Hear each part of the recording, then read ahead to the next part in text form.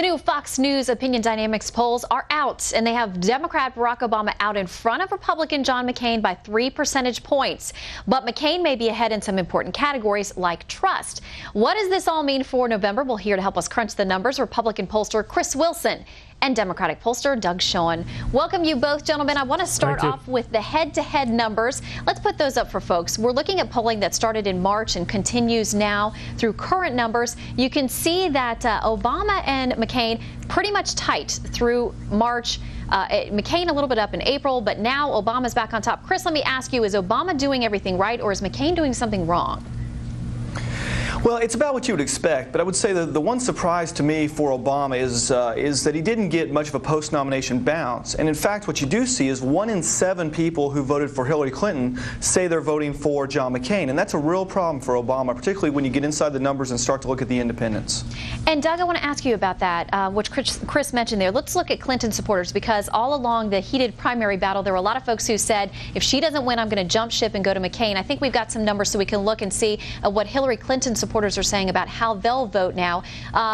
You could see back earlier in April, it looked like 47% for McCain, but 32% said they were going to jump over to McCain. 47% for Obama. But now it looks like maybe they're not going to stick with that threat. 68% saying they'll go for Obama, 17% for McCain.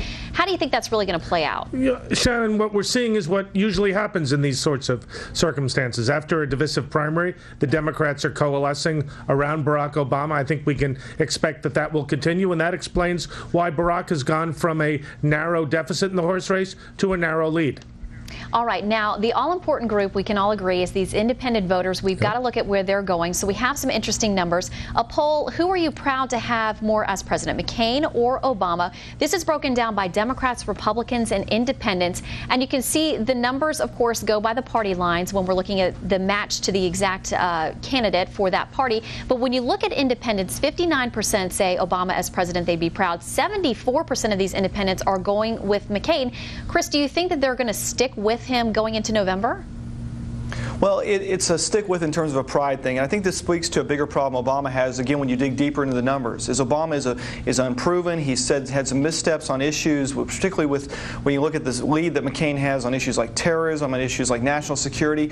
Those are the sorts of issues that are coming up to the top here. The other thing that I found interesting as you dig into the internals is 60% of independents say that they have deep concerns about Obama's association with Jeremiah Wright and the controversy surrounding his comments. And I think that's what lends itself to these pride numbers, and that's why you're seeing these sorts of numbers. And yes, I do think if Obama doesn't shore up himself as a candidate and sort of overcome the inexperience factor that he's got to deal with, that could hold out and move towards pushing independents to vote for McCain in November. All right, Doug, we'll let you quickly have the final word on that. Yeah, independents want change. They've really had it with the Bush administration and the real issue in this election, which is a failed economy. Barack is holding his own, if not leading, with independents, and I expect that will probably continue as people focus on higher gas prices and the continuing crisis in the home ownership sector.